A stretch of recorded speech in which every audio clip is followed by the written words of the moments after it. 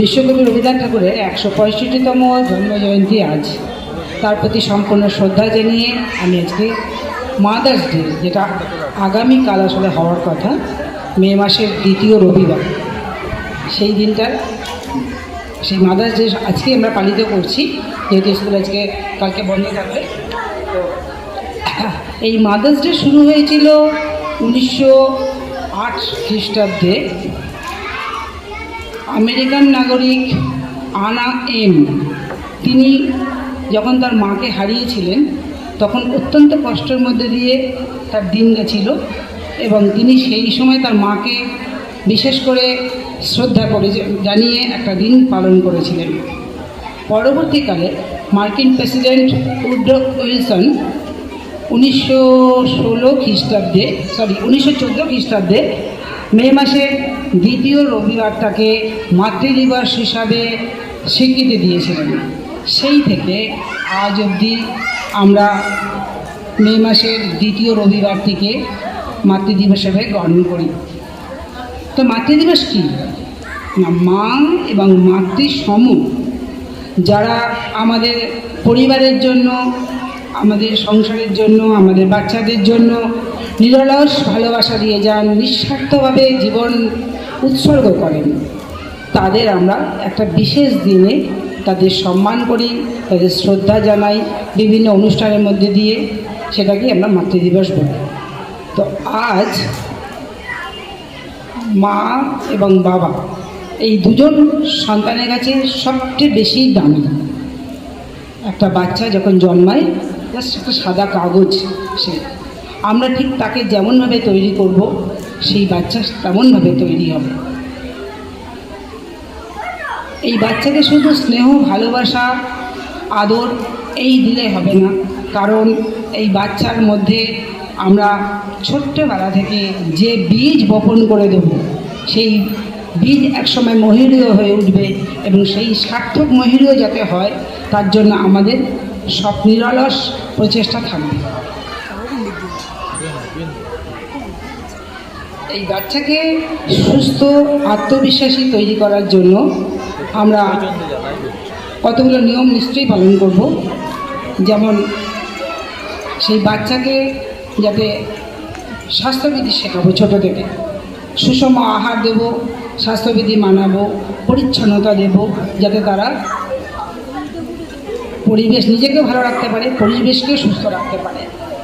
সততা, শৃঙ্খলা, পারস্পরিক শ্রদ্ধা, এইটাকে ছোটোবেলা থেকে আমরা গড়ে তুলব। সেটা কেমনভাবে গড়ে তুলব? আমরা আমাদের বড়দের যদি শ্রদ্ধা করি, ভালোবাসি, সম্মান দিই, তারা কিন্তু সেটা দেখে শিখবে। আমরা যদি সৎভাবে দিন যাপন করি, আমরা যদি অন্যায় না করি, তারা ছোট্টবেলা থেকে তারা সৎ হতে শিখবে।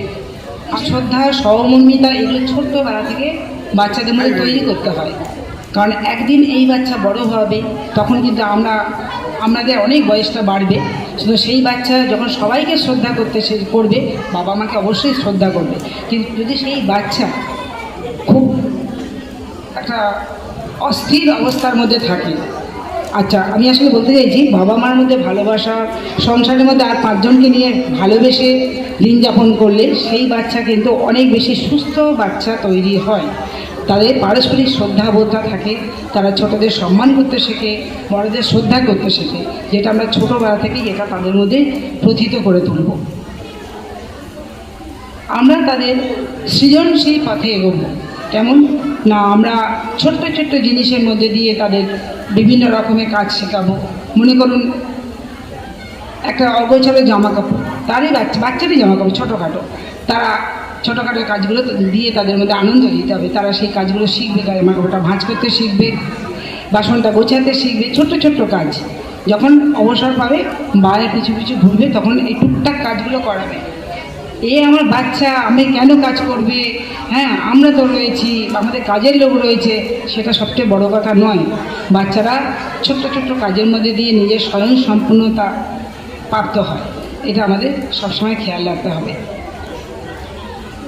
বাচ্চাকে সবসময় একটা নির্দিষ্ট নিয়মের মধ্যে দিয়ে যেতে হবে।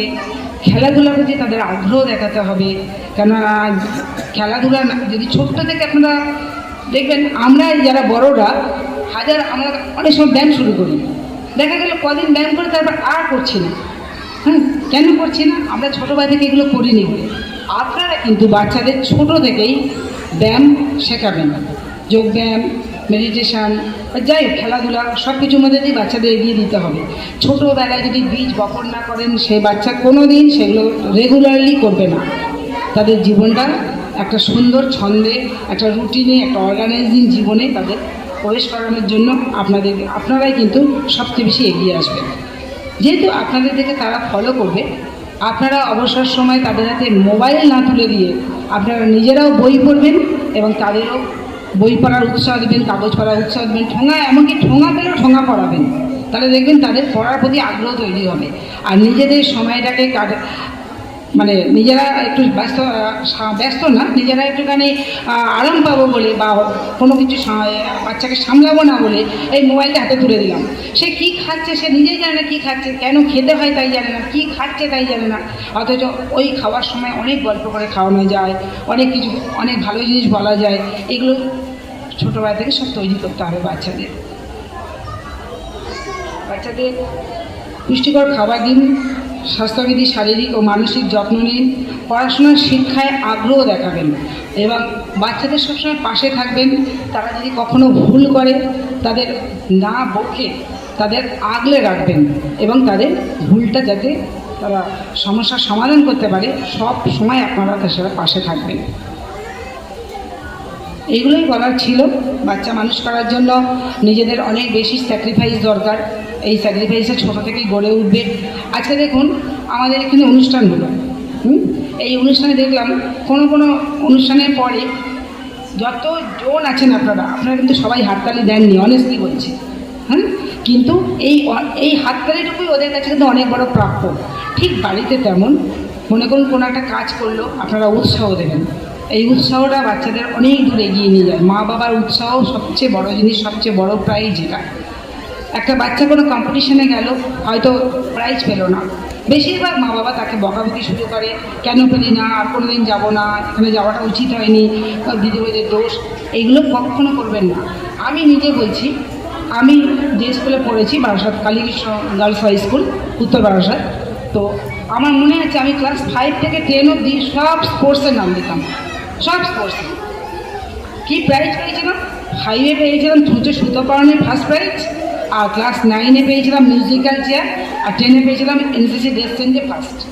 কিন্তু 3টে করে আইটেমে নাম দেওয়ার ব্যাপার, তো প্রতিবার আমি কিন্তু নাম দিতাম। একবার আমার মনে আছে, আমি তখন ক্লাস 9-এ সম্ভবত পড়ি, একজন দিদিমণি বলেছিলেন যে এর কিন্তু আমরা লক্ষ্য করি প্রাইজ পাই না, কিন্তু প্রতি বছর কিন্তু নামটা ঠিক দেয়। হ্যাঁ, কেননা আমার বাড়িতে কোনোদিন বলেনি যে নাম দিও না, প্রাইজ আনতে পারো না তো নাম দিও না, এটা কখনো বলেনি। এই কম্পিটিশন মনোভাব সবাই মধ্যে থাকুক, সবাই বড় হোক, ভালো থাকুক, সুনাগরিক তৈরি করুন বাচ্চাদের বিধিনিষেধ আগলে রাখবেন, কিন্তু তাদের বাধা দেবেন, কিন্তু একটা উদ্দেশ্য থাকবে ভিতরে তাদের সুপথে চালিত করা। এইটা সবচেয়ে বড় জিনিস। ঠিক আছে, ভালো থাকবেন, শুভরাত্রি।